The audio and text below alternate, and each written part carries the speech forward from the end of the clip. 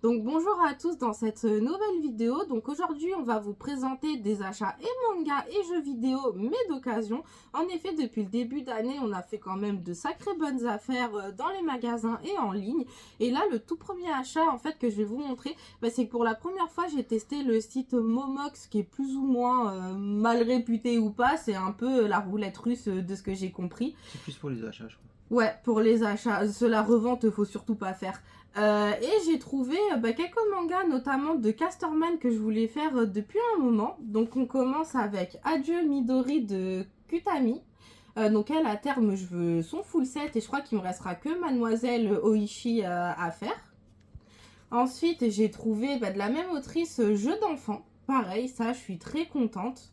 Toujours chez Casterman, j'ai trouvé C'est des grands Daio. formats. Hein, Ouais. on compare avec un format normal. Et j'ai trouvé Daio, donc lui j'ai très hâte de lire, ça a l'air assez marrant et barré. J'ai également trouvé le livre jaune. Et après aussi, il faut savoir que Casterman, ils ont fait des lignes un peu chinoises, coréennes et taïwanaises, je sais plus. Et chez eux, j'aimerais en fait faire le full set à chaque fois. Et là, j'ai trouvé du coup Pourquoi je veux manger mon chien et L'enfer de Jade. Et donc, c'est la collection Ouachou. Et j'aimerais tout avoir à terme de chez eux. Là, c'est chinois parce qu'on voit le sens de lecture. Oui, qui est dans notre sens à nous. Le deuxième achat, cette fois on va passer à Nose. Faut savoir que là il n'y a pas si longtemps que ça, ils ont fait des déstockages de mangas. Et donc on va commencer, ouais, et Animeland aussi. Et on va commencer avec l'intégrale de Les Trois Mousquetaires, où voilà, j'ai payé 4 € l'intégrale, donc ça valait le coup. À voir ce que ça donne en manga. De ce que j'ai compris, il faut plus le lire si on connaît déjà l'histoire de base, en fait, et pas s'il lançait pour découvrir. Les étiquettes jaunes. Après, de chez Paquet Manga, il y avait l'épiphanie de l'architecture. De l'architecte, pardon. Pareil, ça je l'avais repéré à Angoulême il y a 2 ans, je l'avais pas pris parce que ça m'intéressait pas tant que ça par rapport à d'autres œuvres qu'ils proposaient. C'était pas il y a 2 ans, c'était il y a 1 an et demi, je crois. Non, il y a 2 ans. Non, c'était l'année dernière, quoique je suis bête. Non, c'était il y a bien un an. Il n'y a pas eu, tu vois, janvier 2025. Ouais, c'était il y a un an, autant pour moi. Et ça, c'est une histoire que je voulais pas forcément faire au début parce qu'elle m'intéressait pas tant que ça. Mais là, pour le prix, je me suis dit, ouais, allez, vas-y. Peut-être que je me fais un a priori et que ça va me plaire. Donc, je vais essayer de le lire plutôt rapidement. Et le deuxième que j'ai trouvé à Nose, mais ça je suis d'autant plus contente, c'est Nan Live Mine pour 5 €. C'est l'auteur qui a fait Yann, Baby, Old Man, tout ça que Glénat est en train de ressortir. Et celui-là, je l'avais pas acheté à sa sortie parce qu'il coûte très cher, c'est quand même 30 €. Et là, je me suis dit non, je le prends pour le suivi d'auteur. 2 secondes du coup. Par rapport si le titre vous dit quelque chose, c'est que l'auteur, c'est un auteur de roman à la base, je crois, et du coup son histoire a été adaptée à Taïwan sous plein de formes de mangas différents. Et si ça vous rappelle quelque chose, il y a eu un one shot qui est sorti aussi chez Mao, Novelyman, où c'était avec des cœurs. Ah oui. Tu t'en rappelles maintenant? Oui, oui. Ah voilà, ça vient juste de me percuter. Donc là, on change de magasin. Alors, on est allé dans un Happy Truck. J'ai été choquée parce que j'ai déjà trouvé d'occasion No Name. Une semaine après sa sortie, tu fais OK, ça me va, hein, je prends du coup. Et c'est par l'auteur ou le dessinateur, je sais jamais, qui fait ODD Taxi, où l'animé avait une petite répute qui est sortie sur Crunchyroll il y a déjà quelques années.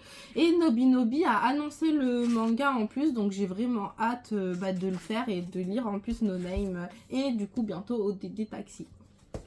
Après, on va passer à le bon coin, entre guillemets. Il y a, grâce à un pote, j'ai pu avoir les pamphlets d'Evangélion.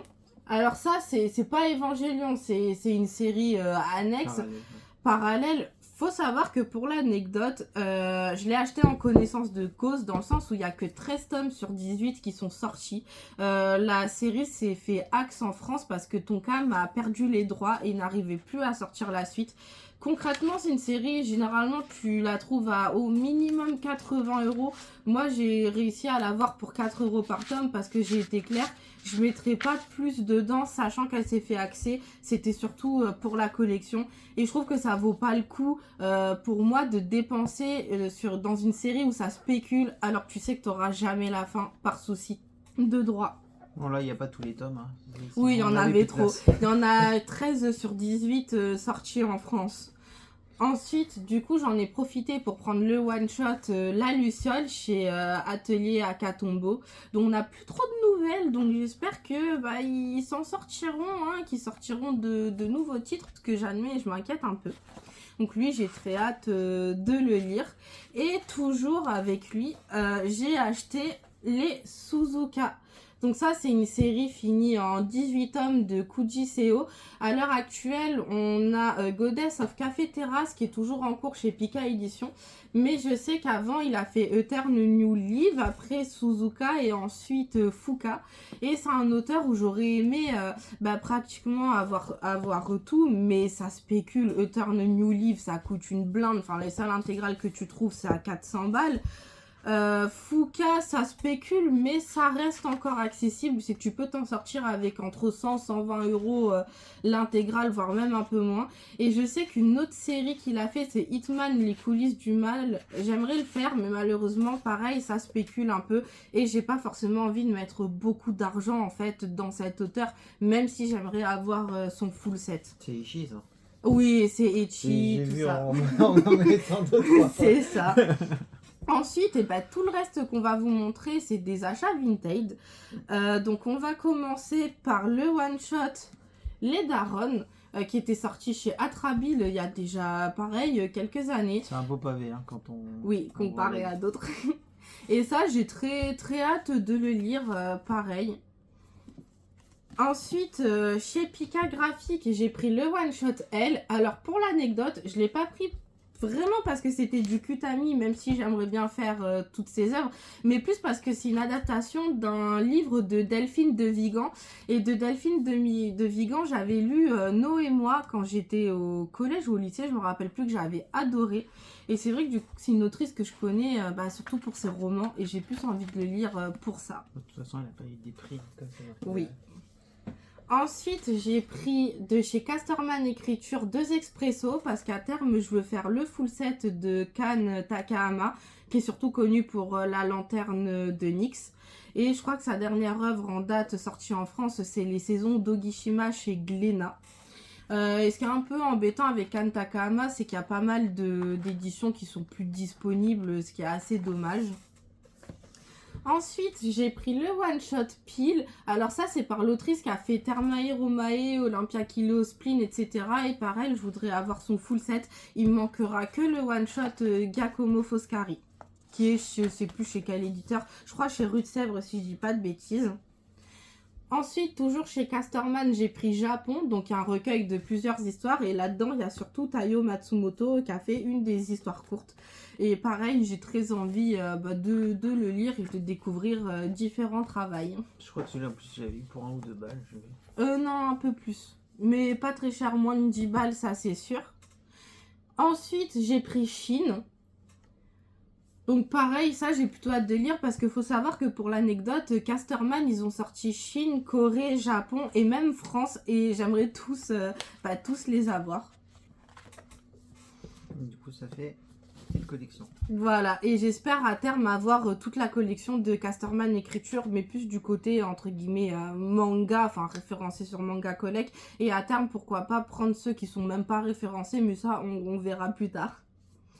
Ensuite, j'ai pris La vie en rose. Alors, c'est une série finie en 2 tomes. Alors, je sais pas ce qu'ils ont foutu Soleil à l'époque, va falloir m'expliquer. En fait, le premier n'est pas chez Soleil. Le premier, ça devait être chez une petite maison d'édition qui a été rachetée derrière. Et le deuxième est bien chez Soleil. Donc, c'est pas la même taille, pas la même typo, pas le même dos. Même les dos, ils sont pas pareils.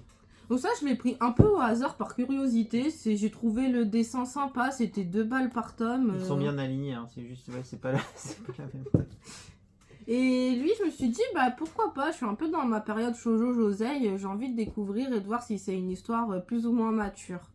Ensuite, il n'y a pas longtemps, j'ai vu sur ADN l'animé des Blood, sans, hein, en français, je sais que j'ai un accent pas terrible. Et il faut savoir que c'est une œuvre qui est à la base de Clamp, sauf que les mangas qu'on a eu en France, c'est d'autres autrices qui ont repris le manga de Clamp et qui l'ont refait à leur manière. Donc on a Blood Plus, ou si je dis pas de bêtises, c'est fini en 5 tomes. Ensuite, on a Blood Plus A qui est fini en 2 tomes. Et le dernier qui est un one-shot. Donc pareil, j'ai très hâte de le lire parce que j'ai trouvé l'animé super sympa, qui nous proposait une histoire hyper intéressante. Et je me demande ce que le manga va nous proposer par rapport à l'animé. Parce que c'est pas, de ce que j'ai compris, une adaptation fidèle à l'animé. C'est encore un autre truc. Donc j'ai plutôt hâte de voir ce que ça va être. Ensuite, j'ai pris Détenu 042 chez Kana, fini en 5 tomes. Donc, c'est un titre en arrêt de com. Lui, il n'était pas prévu à la base, mais j'ai trouvé le synopsis hyper intéressant. Mais ça, on en parlera plutôt dans une chronique lecture. Et ça, je pense que c'est un titre, vu de la thématique, qui pourrait plaire à pas mal de monde. Ensuite, de chez Doki Doki, j'ai pris Atlas Meridian. En fait, pourquoi je l'ai pris? Parce que je me suis dit, je connais pas le titre, c'est une série finie, c'était pas cher, vas-y, je me fais un kiff, je me fie à la couverture, j'achète pour le délire. Et je me suis dit, ça va être à double tranchant, soit ça va me plaire, soit ça va pas me plaire. Mais on verra bien. Je voulais me faire un petit kiff, parce que j'aime bien choper des licences, en fait, qu'on connaît pas, parce que soit c'est trop vieux et les gens n'en parlent pas, soit parce que c'est des fours, et te dire, hop, je suis tombée, en fait, sur une histoire qui me plaît parce que j'ai été curieuse et qu'il y a une bonne occasion qui est tombée dessus. Ensuite, on continue avec Les Make Me Up. Donc ça, c'est une rom-com finie en 13 tomes qui est sortie chez Pika Édition, mais pareil, qui est en arrêt de com depuis 2 ou 3 ans. Faut savoir que j'aime beaucoup tout ce qui est les rom-com shonen, donc à la Kaguya-sama, Komi-san, Bloom, tout ça.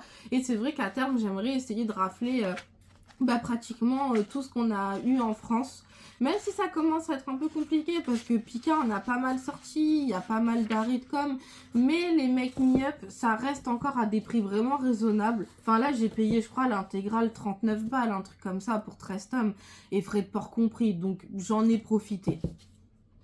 Ensuite, chez Soleil Manga, j'ai pris l'intégrale d'Epitaten, donc il n'y a pas que 3 tomes, si je dis pas de bêtises, il y en a 8. Faut savoir que c'est par l'autrice qui a fait Kami-sama Karine. Et Kami-sama Karine, comment je le connais? En fait, c'est connu par un screen d'un animé où la protagoniste, elle a les yeux hyper écartés et ça part d'un troll. Et Epitaten... c'est celle-là, oui, avec son bâton. Oui, c'est ça. Et Epitaten, bah pareil, j'ai trouvé un lot d'Oka sur Vinted pas cher où ça me revenait à 1,50€ les tomes, frais de port compris. Donc je me suis dit, bah pourquoi pas découvrir cette autrice juste pour un troll, hein, mais ça me faisait marrer. Mais surtout, c'est du Magical Girl. Et un peu comme les rom-com, j'aimerais en fait me faire pratiquement tous les Magical Girl qu'on a eu, parce que j'aime bien ce genre. Chez Doki Doki, on continue avec Un carré de ciel bleu. Donc ça, c'est une romance un peu dramatique. Je connaissais de nom pour le délire des bleus, hein, on va pas se mentir. Le Blueverse. C'est ça. Et c'est une série en fait que je voulais faire parce que pareil, c'est le type de truc que j'aime bien consommer en animé, où c'est des romances un peu dramatiques qui sont certes prévisibles, mais généralement tu t'attaches aux personnages, c'est plutôt bien dessiné, bien gratté. Enfin voilà, jamais je le fais un peu par pure pigeonnerie, hein, faut dire ce qui est. Mais j'ai plutôt hâte de lire, c'est fini en 4 tomes, romance dramatique, bon pourquoi pas, je replongeais dans la nostalgie de mon lycée, de quand j'étais au lycée et que je regardais beaucoup d'animés de ce style-là.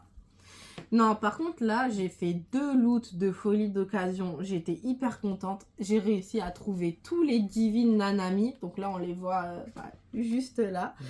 Donc il y a 25 tomes au total. Et ça, ce qui est un peu chiant, c'est que c'est une série où je sais que Delcourt Tonkam, ils avaient fait une réimpression exceptionnelle il y a déjà peut-être 2 ou 3 ans.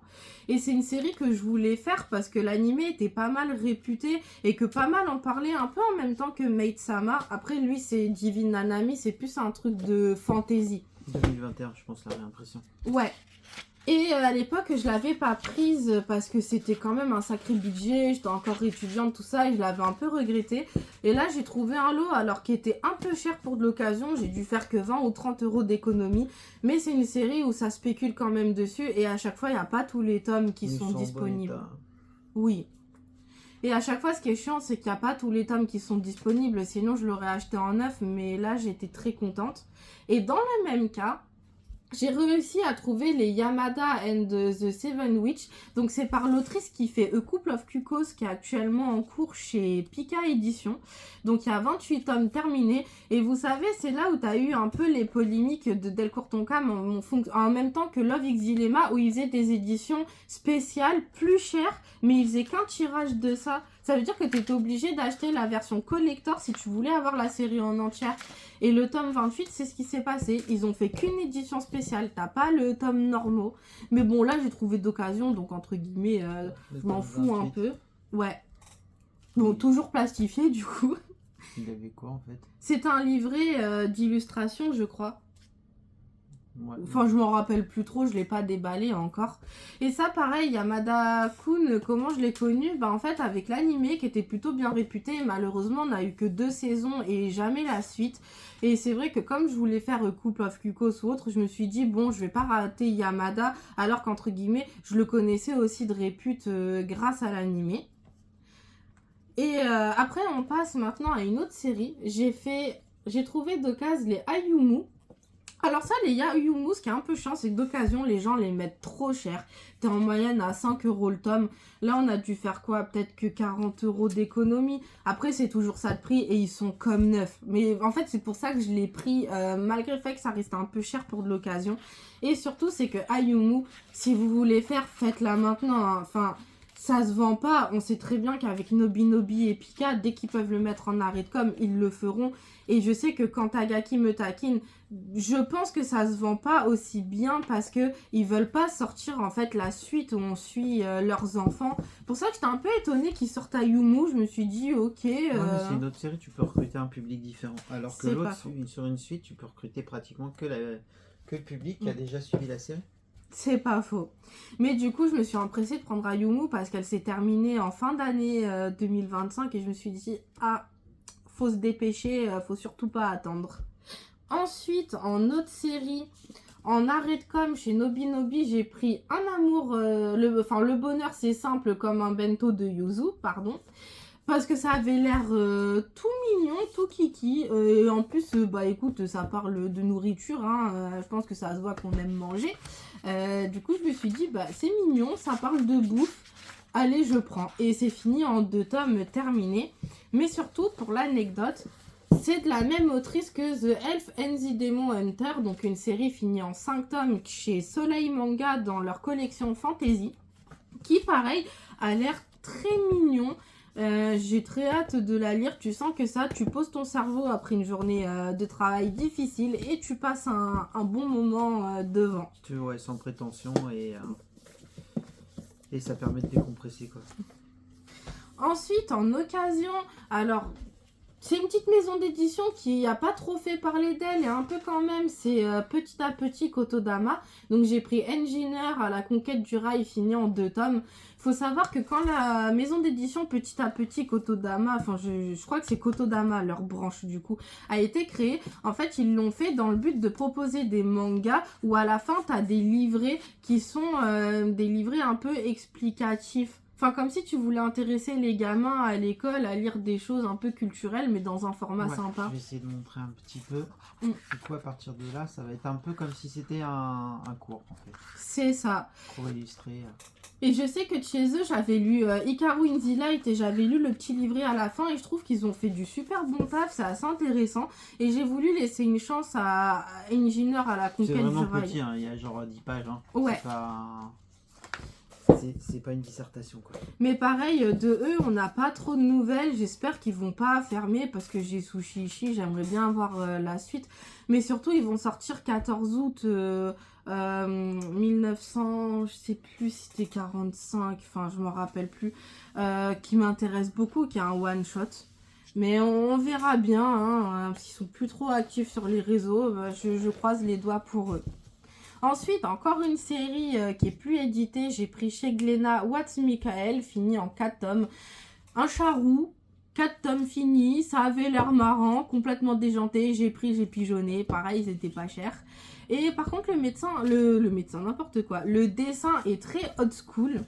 Mais c'est un style qui est plutôt sympa. Tu te dis que tu replonges un peu dans une autre ambiance, une autre époque, donc pourquoi pas. Mais ça a l'air complètement drôle et barré. Hein. Et en fait, il y en a pas mal qui disent que ça ressemble un peu à Garfield, parce que c'est un chat qui fait que des bêtises et qui est roux. Voilà. Ouais, parce que Garfield il bouffe et c'est un gros flemmard. Voilà. Ensuite, tout qui est plus édité, j'ai pris Camilla Dori. Donc c'est par l'auteur qui est connu notamment pour avoir fait Erase et il y a pas longtemps qui a fait Icos et son dernier titre en date qui a été annoncé c'est la 13e piste. Alors de cet auteur ça me fait... Oui, bah ça va. De cet auteur du coup j'ai que cette œuvre et Testarossa. En fait ce qui me fait marrer c'est que je commence à avoir pas mal de ses œuvres, sauf ses trucs les plus connus. Erase, j'ai kiffé l'animé, je trouve que c'est un chef-d'œuvre qu'il faut voir. Après en lecture, je sais pas ce que ça donne. Je l'ai toujours pas. Je sais pas, je me bouge pas trop les fesses, mais peut-être parce que j'ai vu l'animé en fait. Et que je me dis que je suis pas tant pressée que ça. Et que c'est plus ce type d'œuvre où j'ai envie de me refaire l'animé. En plus, il a un opening emblématique. Ouais, en fait, c'est pas si Eshi que ça. Hein. Non, ça là, dans le tome 1, j'ai rien vu de Eshi. Du coup, parce que je préférais pas montrer. Mais je sais que de cet auteur-là, c'est surtout Erase qui est réputé. J'ai entendu pas mal de gens déçus, même un peu pour tout ce qui était Icos, enfin, je sais pas comment on prononce. Mais bon, on verra bien. Ensuite, en autre manga, j'ai pris l'intégrale de Sakura Wars. Donc Sakura Wars, c'est fini, si je dis pas de bêtises, je l'ai pas noté, je me rappelle plus, en 8 ou 9 tomes. Non, en 9 tomes. C'est une adaptation d'un jeu vidéo et je sais qu'il y a eu un animé il y a longtemps qui est sorti peut-être début des années 2000. Pareil, de ce que j'ai compris, qu'il y a des musiques plutôt emblématiques. Et ça, je sais que tu as le jeu, je crois, sur PS4. Ouais. Et je le voulais plus pour le kiff parce qu'une adaptation de jeu vidéo qui est plutôt longue, qui fait quand même 9 tomes, c'est assez rare. Généralement, on a plus des trucs en 5 tomes. Je sais que la plupart des Tales of, c'était fait en 5 tomes, voire 3 tomes. Et là, tu fais 9 tomes. Normalement, tu as le temps de développer une histoire. Donc, j'ai plutôt hâte de voir ce que ça va donner. Surtout que le dessin est bien gratté. Ça se passe, je crois, fin 1900, à l'époque de la révolution industrielle. Il y a des mechas, robots et des inventions de monstres, si je me souviens bien. Et ça, j'ai hâte de voir l'animé aussi. Ça m'a donné un peu envie de me bouger. Ensuite, chez Akata, j'ai pris l'intégrale des Dream in Sun, donc qui est terminée en 10 tomes. Je sais que les Dream in Sun, c'était sorti une première fois en France, mais je sais plus si c'était Taifu ou Tonkam, je m'en rappelle plus. Et Akata les ont ressortis, et je trouvais la thématique ultra intéressante, où ça parlait... j'y vois rien. Ça doit être Tonkam, hein, parce que si ouais, il me semble que c'est Tonkam. Ils étaient un label de Tonkam, je crois. Ou de ce que j'ai compris, Dream in Sun, tu suis l'histoire d'une fille qui n'a pas de rêve, sauf qu'elle va intégrer une colocation où il faut que tu aies justement un rêve ou que tu trouves ton rêve. Et je trouvais que c'était plutôt intéressant, donc à voir ce que ça donne à la lecture. Ensuite, il n'y a pas longtemps, chez Kana, j'ai réussi, fini en 8 tomes, à trouver les tels que tu es. Je les ai mis à l'envers. Oui, c'est ce que j'étais en train de me dire, c'est bizarre. Ouais. Et pourquoi j'ai pris le tel que tu es? C'est un manga qui me faisait beaucoup de l'œil parce que c'est un des rares qui traite d'une romance entre une fille qui a du poids et qui est ronde. Et je trouve qu'on n'en a pas beaucoup parce que je sais que de connu il y a mon histoire, mais le souci de mon histoire c'est que elle devient hyper fine en fait et ça c'est dommage. Et je trouvais que tel que tu es, ça faisait du bien de voir enfin une protagoniste qui est pas un cliché de la femme mannequin. Le seul souci de ce que j'ai compris, c'est que c'est un manga où en fait le monsieur c'est un fétichiste. Donc à voir ce que ça donne à la lecture, je le prends un peu avec des pincettes quand même. Mais ça se trouve que ça va me plaire ou ça se trouve que le côté fétichiste va me déranger. Faut voir. Donc toujours de chez Akata, parce que oui, chez eux j'enchaîne pas mal, hein. J'ai pris l'intégrale des Bless You, donc qui est sortie pareil il y a déjà un moment. Et pareil, ça m'intéresse énormément, parce que je sais plus si ça parle de transidentité ou de non-binarité, je m'en rappelle Ouais, plus. marque LGBT, du coup. Mais ça traite d'une thématique LGBT. Je pense que c'est la transidentité, mais je suis pas sûre. Et ça m'intéressait pour ça, surtout que c'est fini en 5 tomes. Après, il y en a pas mal qui disent que le tome 1, il n'est pas forcément ouf, mais qu'il faut s'accrocher parce que la suite est bien. Donc à voir, j'essayerai de lire les 5 tomes quasi en même temps. Et j'ai hâte de voir ce que ça donne. De toute façon, on en reparlera plus en détail quand elle aura lu les tomes dans les lectures. C'est ça. Ensuite, toujours chez Akata, j'ai enfin pris l'intégrale des Moving Forward qui est finie en 11 tomes. Pareil, c'est une licence qui m'intéressait depuis très longtemps, mais j'assume de dire que je voulais pas l'acheter neuve en fait. Et là, j'ai pu m'en sortir pour 33 € le lot, frais de port compris. Du coup, je suis plutôt contente. Et pourquoi je voulais pas l'acheter neuve? Parce qu'on l'a trouvée d'occasion pour vraiment pas cher et qu'elle m'intéressait, mais pas au point de franchir le pas et mettre 70 balles là-dedans, quoi. Parce que ça reste un truc qui est quand même assez feel good et pas prise de tête. Ensuite, de chez Vega, j'ai réussi à trouver les Mimizuku et le Roi de la Nuit, donc fini en 4 tomes. Il m'avait attiré à l'époque et je l'avais pas pris par manque de moyens et c'était pas prioritaire aussi. Ils avaient sorti un coffret intégral et ça m'intéressait parce que ça avait l'air d'être dans la même vibe de tout ce qui est Somalie et l'esprit de la forêt en fait, je trouve. C'est les ambiances un peu aventure dramatique, tout ça. Donc je me suis dit, ben pourquoi pas. Et ça a l'air de ressembler un peu aussi à Mystical Beast Investigator qui est fini en 2 tomes chez Ototo. Donc à voir ce que ça donne. Ensuite, encore chez Casterman, ben, j'ai réussi à trouver pareil les Olympia Kilos d'occasion. Donc de Mari Yamazaki qui a fait Termae, Romae et Pline. Pareil, ça c'est une série, je la voulais vraiment, mais pourquoi j'ai priorisé l'occasion? Tu peux t'en sortir pour trouver l'intégrale à 21 € en fait et revenir à 3 balles le tome, parce qu'il y a 7 tomes terminés. Et moi je dirais que ce type de titre, tu veux l'acheter, tu la trouves d'occasion, à des prix plus que raisonnables. Et en dernier, pareil, pour vraiment pas cher, j'ai trouvé Love Be Loved, Live Be Left de Yosaki Saka, qui est plutôt réputée. C'est par l'autrice qui a fait Bloom Spring Ride. De chez elle, il manquera que les short stories, je crois, parce que j'ai Sakura Saku qui s'est fini il y a pas si longtemps que ça. Et pareil, j'ai trouvé pour vraiment pas cher, où je m'en suis sortie pour un peu moins de 3 balles le tome.